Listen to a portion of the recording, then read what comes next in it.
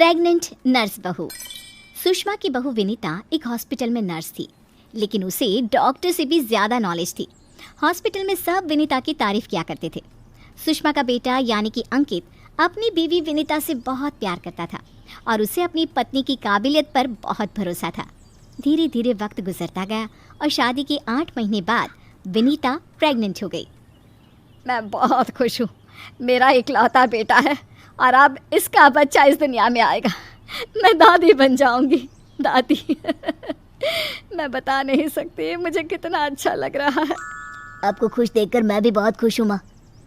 देखो बेटा, वैसे तो विनीता नर्स है, उसे अपने बारे में सब कुछ पता है, लेकिन फिर भी ना आजकल बच्चे पैदा करने में बड़ी परेशानी होने लगी है।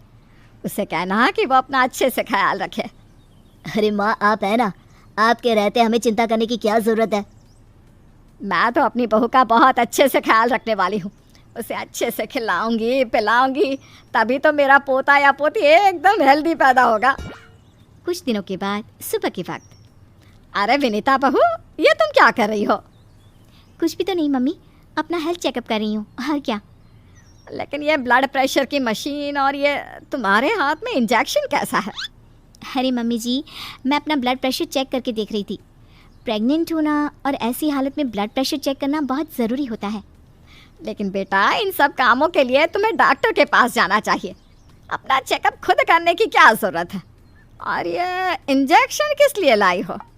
मम्मी जी, इससे मैं अपना ब्लड सैंपल लूँगी और हॉस्पिटल में जाकर अपना ब्लड चेक करवा लूँगी। अरे ऐसा भी कोई करता है भला? अपने खुद के हाथ से खुद का ब्लड सैंपल भी कोई निकालता है क्या? मम्मी जी, ये मेरा रोज़ का काम है, इसमें क्या है? मैं जब खुद से ये सब कर सकती हूँ तो किसी और से क्यों करवाऊँ? अच्छा ठीक है, जैसा तुम्हें सही लगे। कुछ दिनों के बाद सुषमा अपनी बहू को फिर से इंजेक्शन लगाते हुए देखती है और अंकित भी उस वक्त वहीं पर था। अरे विनीता, ये तुम क्या कर रही हो? तुम प्रेग्नेंट हो, इस तरह खुद को इंजेक्शन लगाने की क्या ज़रूरत है? अब तू ही समझा बेटा। पिछली बार भी अपना ब्लड सैंपल खुद ही कलेक्ट कर रही थी, तब भी मैंने इसे समझाने की कोशिश की थी, लेकिन ये तो मेरी बात सुनती ही नहीं। अरे मम्मी जी, मैंने पहले भी कहा था ना, बड़े हॉस्पिटल में नर्स हूँ मैं, और क्या करना है क्या नहीं मुझे अच्छी तरह पता है। हाँ, लेकिन तुम खुद को इंजेक्शन क्यों लगा रही हो? अरे इंजेक्शन नहीं है, प्रेगनेंसी में कुछ वैक्सीन लगवाने होते हैं, बस वही लगा रही हूँ, और क्या। और फिर एक दिन रात को अचानक विनीता की तबीयत खराब हो जाती है। क्या हुआ विनीता? तुम ठीक तो हो? तुम तो खुद अपना इतना ख्याल रखती हो, तुम्हारी तबीयत कैसे बिगड़ गई? पता नहीं अंकित, ऐसा लग रहा है कि वीकनेस हो रही है, बहुत कमज़ोर सा महसूस कर रही हूँ पिछले कुछ दिनों से। तुमने तो अपना ब्लड सैंपल दिया था ना हॉस्पिटल में, उसकी रिपोर्ट आई या नहीं? कल सुबह ही आ जाएगी, तब सब कुछ पता चल जाएगा। अगले दिन सुबह के वक्त। विनीता, तुम्हारी ब्लड रिपोर्ट तो आ चुकी है। तुम्हारी बॉडी में तो आयरन की बहुत कमी है, देखो तो ज़रा। अरे हाँ, इसके हिसाब से तो मुझे ब्लड चढ़ाना चाहिए, वरना डिलीवरी के वक्त बच्चे को प्रॉब्लम हो सकती है।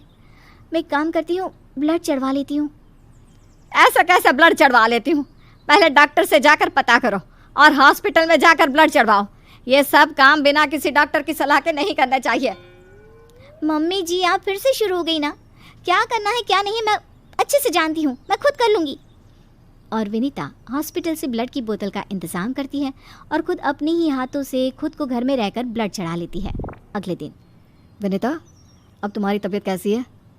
देखो, मुझे पता था ब्लड चढ़ते ही मेरी सारी वीकनेस दूर हो जाएगी। मुझे बहुत अच्छा लग रहा है, एकदम ठीक हूँ मैं। कुछ दिनों के बाद विनीता की प्रेगनेंसी का 8वां महीना शुरू हो चुका था और एक दिन सुबह के वक्त विनीता अच्छे से तैयार होकर अपने कमरे से बाहर आती है।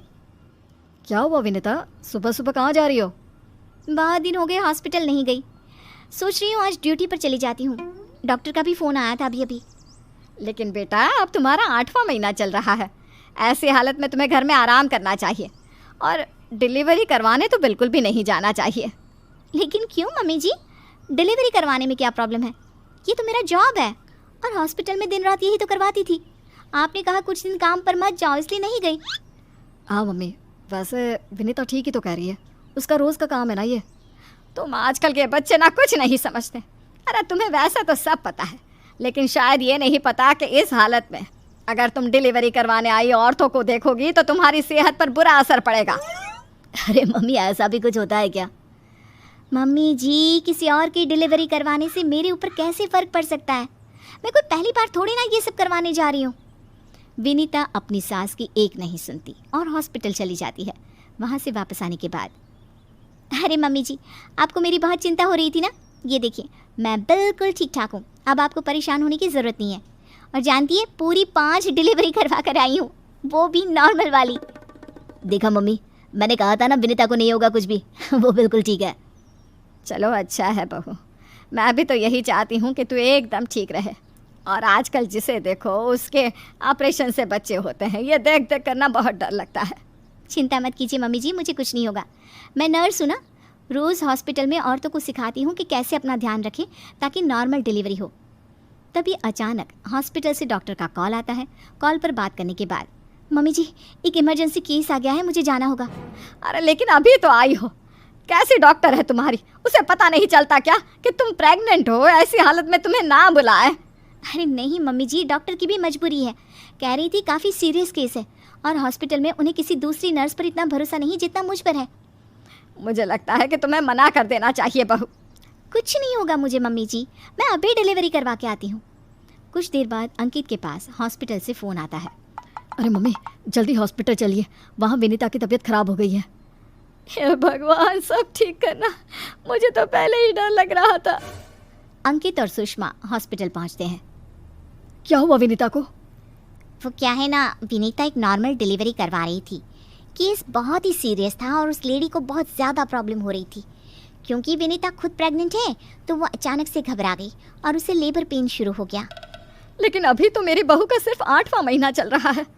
देखिए, ऐसा हो जाता है, उस औरत को दर्द में देखकर घबराहट की वजह से विनीता को ये हुआ है। अरे डॉक्टर, लेकिन डरने की कोई बात तो नहीं है ना? नहीं नहीं, ऐसा कुछ नहीं, हमने उसे एडमिट कर लिया है। तभी सब देखते हैं कि विनीता अपने हाथ में एक छोटे से बच्चे को लिए बाहर आती है। अरे विनीता, तुम्हारी तो तबीयत ठीक नहीं थी, तुम्हें दर्द हो रहा था, तुम बाहर क्यों आ गई? अरे दर्द हो रहा था तो क्या हुआ, मैंने वो दवाई ले ली जिससे जल्दी आने वाले लेबर पेन रुक जाते हैं। और वैसे भी डॉक्टर, उस औरत को मेरी ज़रूरत थी, उसकी देखभाल के लिए मुझे ठीक होना ही था। ये देखिए, उसका बच्चा एकदम सही सलामत है।